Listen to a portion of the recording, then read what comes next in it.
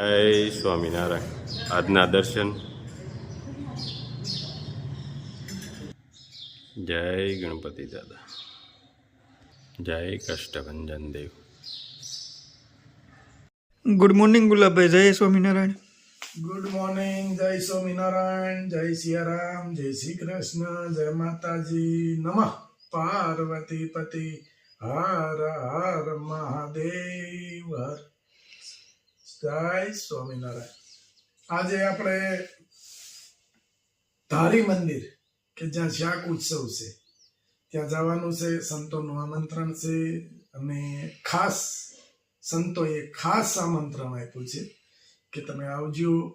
અને ધારી મંદિરે 9 વાગે જવાનું. ઠંડી બહુ છે કે નિલેશભાઈ કે એમ ગુલાબી ઠંડી, પણ સંતોનું આમંત્રણને માન આપી અને આપણે અત્યારે ધારી જઈએ છીએ.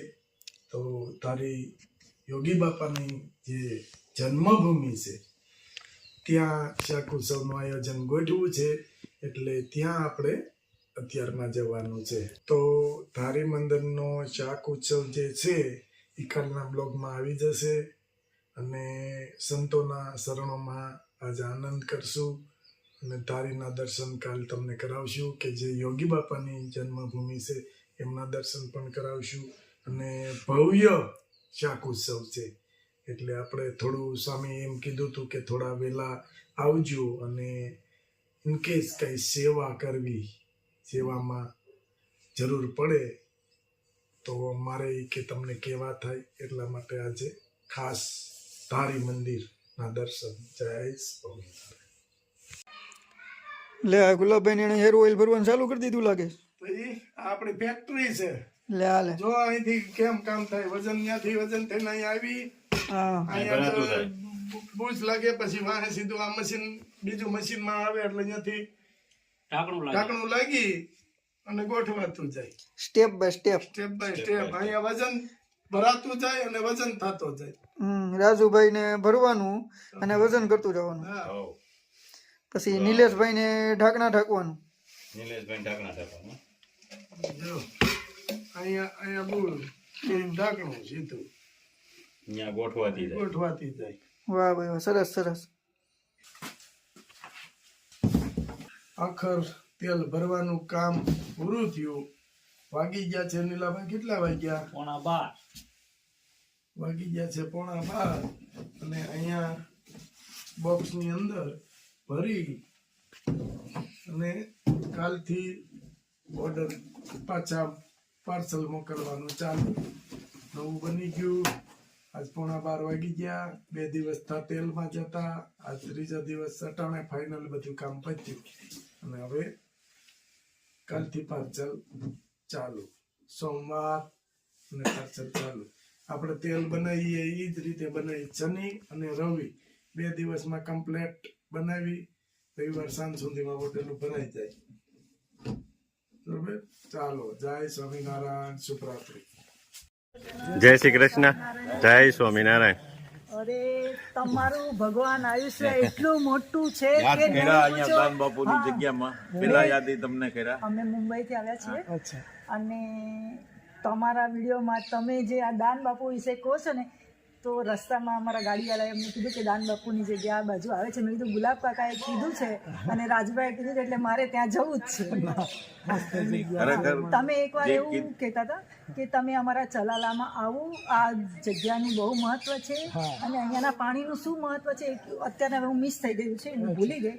અહીંનું પાણી તમારા શરીરમાં કોઈ પણ ડાઘ હોય, અચ્છા, કે ચામડીની કોઈ પણ તકલીફ હોય તો અહીંના પાણી તમે બોટલમાં ભરી જાઓ અને નાવા સાથે રોજ થોડું થોડું નાખીને નાવ તો ગાયબ થઈ જાય છે, મટી જાય છે. હજી હાલની તારીખમાં આ દાન મહારાજે કૂવો કરાવ્યો હતો, ગંગા જળીએ આકાશ ગંગા ઉતારેલી છે, એનું વર્ણન બોર્ડ. જો રાજુભાઈ, આ મેં અત્યારના આ ઓપન જ કર્યું હતું. મેં કીધું નંબર કેવી રીતના ગોતવો અને કેવી રીતના કોન્ટેક્ટ કરવો, અને ત્યાં મંદિરનો દરવાજો આવી ગયો એટલે મેં બંધ કરી દીધું અને મેં કીધું પછી આપણે સાહેબ આપણે ગોતીએ એમ.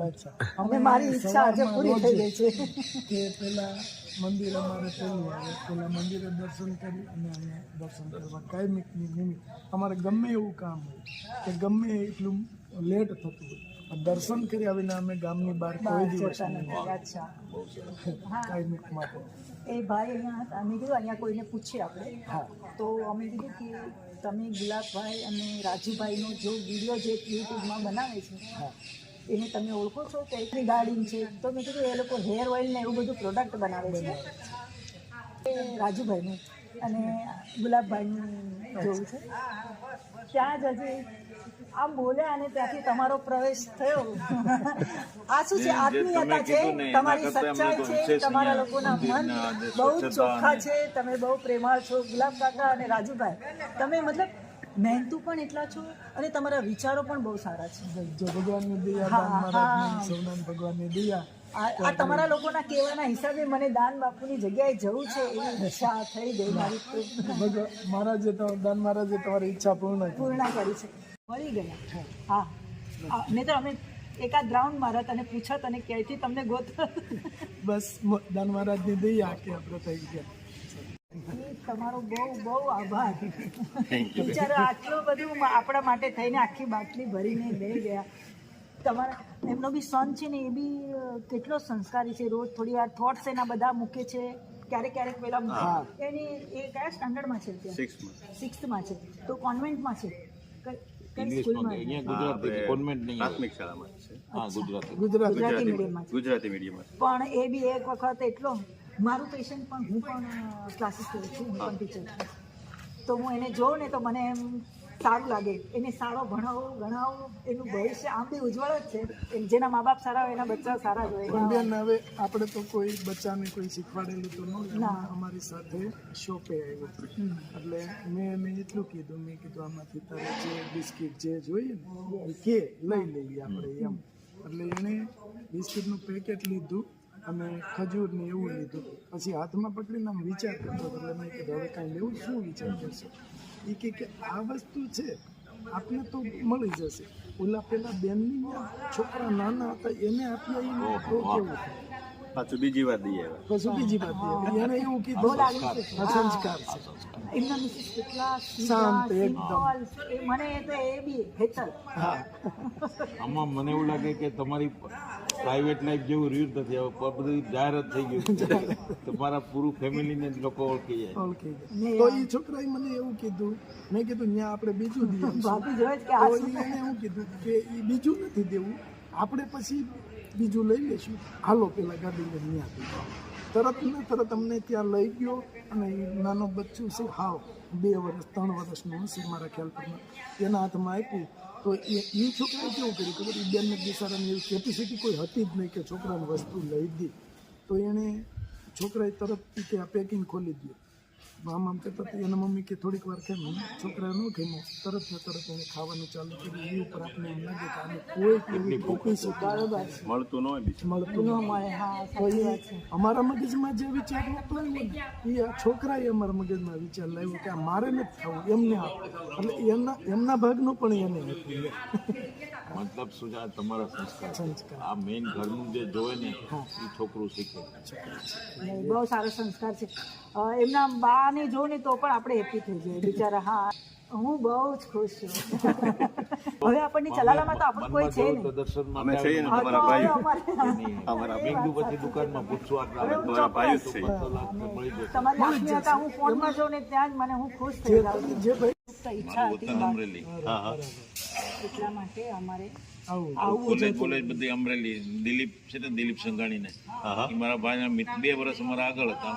દિલીપ ને બધા મારા અમારા સગા મામા શું એમ દિલીપભાઈ હજી કાલે જ કોલ કર્યો. કાલે જ કોલ સગા મામા થાય તમારા. એટલે આમના મધર અને આમના મધર બંને બેનો છે, બેનો છે, હા. સગી બેનો. એટલે એ તો ઓળખે તો એને કયો રાજેશભાઈ. એટલે એમાં એ બધા ખાસ મિત્રો. ઓકે હા મારા ભાઈ અહીંયા હતા અલ્ટ્રાટેકમાં મેનેજર હતા રાજુલા પ્લાન્ટમાં. બરાબર. ત્યારે રેગ્યુલર પણ એ એક્સપાયર થઈ ગયા પછી અમારું ઓછું થઈ ગયું આવવાનું.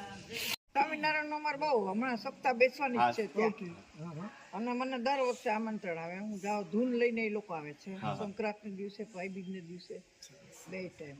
અમારે કેટલા વર્ષોથી સ્વામિનારાયણ વધારે છે.